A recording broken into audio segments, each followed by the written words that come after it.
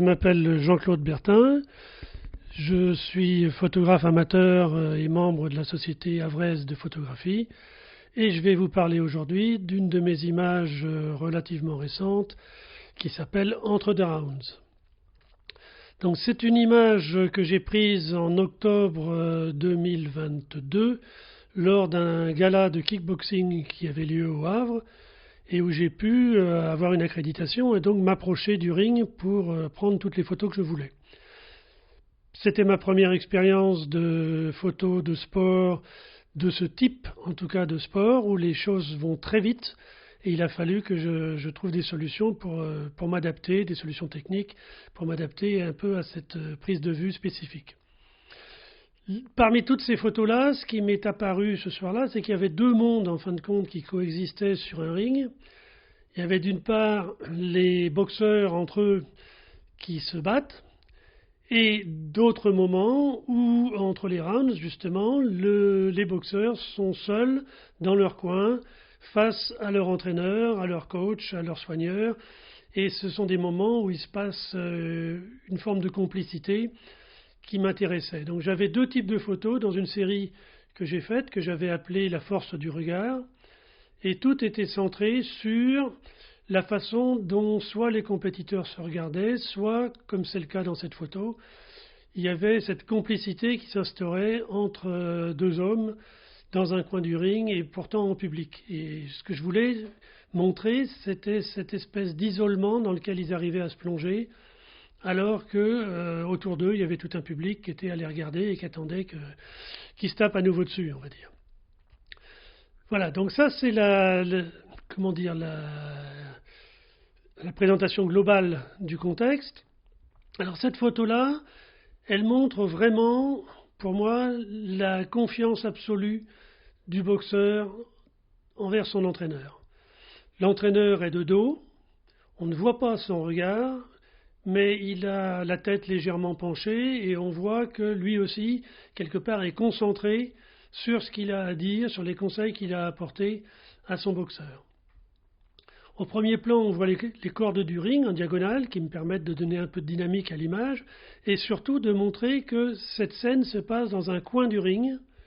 où ces deux personnages se sont isolés et communiquent entre eux par les yeux. Alors par les yeux, ça veut dire que j'ai accentué volontairement la prise de vue sur le visage du boxeur, donc ça accentué par la netteté, par une profondeur de champ relativement petite, netteté sur le visage du boxeur et surtout sur ses yeux.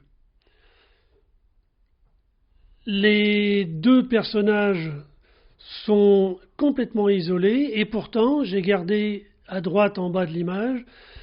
les silhouettes qui apparaissaient, silhouettes du public, mais que j'ai voulu à la fois flou et un peu dans la pénombre. Donc on voit que le public est là, mais en même temps on voit que le public ne communique pas du tout avec les deux personnages. Au niveau du traitement, donc c'est un traitement en noir et blanc que j'ai choisi, tout simplement parce que j'avais besoin de dramatiser un peu cette situation. Et le noir, alors ce que je voulais c'était noir profond, le noir pouvait accentuer ce sentiment d'isolement. Donc vous voyez, autour de la photo, j'ai introduit non pas un vignettage, mais j'ai accentué les noirs autour de la photo de façon à guider le regard du spectateur vers la partie la plus claire, c'est-à-dire progressivement le flou dans le fond qui est clair, et surtout les yeux du boxeur principal qui brillent vraiment et qui attirent et qui gardent le regard. Quand on laisse un peu le regard bouger, on s'aperçoit que le regard il bouge surtout sur la zone nette, c'est-à-dire sur l'ensemble du visage. Et là, on voit les gouttes de sueur qui coulent sur le visage du boxeur, la peau sur les épaules, le torse qui également est humide. Donc on voit tout l'effort qui a pu être produit avant. Et c'est vraiment cette opposition entre l'effort du combat et le côté très paisible de ce moment de communication que j'ai voulu mettre en avant. Alors cette image, moi, me plaît beaucoup pour les raisons que je viens d'indiquer.